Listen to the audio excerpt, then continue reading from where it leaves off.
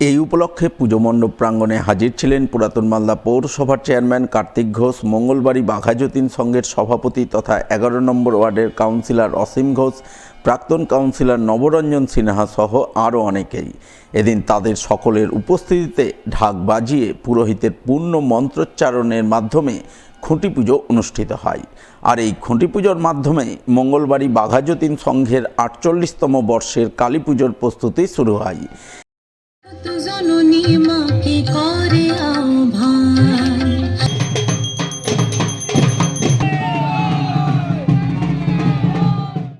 এই প্রসঙ্গে পুরাতন মালদা পৌরসভার চেয়ারম্যান কার্তিক ঘোষ জানান, বরাবরের মতো এবারও বাঘাযতীন সঙ্গে বিগ বাজেটের নজর কাড়া কালী পুজো হবে।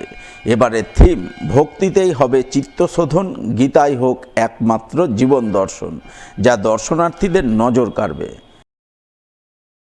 আমাদের যে মঙ্গলবাড়ির মধ্যে সবচেয়ে একটা বড় ক্লাব এখানকার, প্রতি বছরই আমরা বিগ বাজেটের পুজো করে থাকি। আমাদের আজকে তার লক্ষ্মী পুজো আপনারা সকলে জানেন।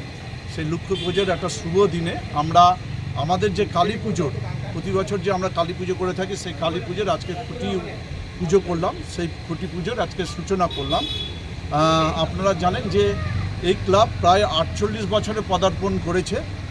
আমাদের সারা মালদা জেলার মধ্যে একটা অন্যতম এই ক্লাব, এবং প্রতি বছরই বিগ বাজেটের পুজোর সঙ্গে আমরা পাশাপাশি আমাদের বিভিন্ন যে শোভাযাত্রার মাধ্যমে আমরা প্রতিমা আনয়ন করি। লাইট সজ্জায় থাকে, ম্যাক্সিমাম ভালো লাইট থাকে, এবং বড় বিগ প্যান্ডেল হয়, এবং সোশ্যাল অ্যাক্টিভিটিস থাকে।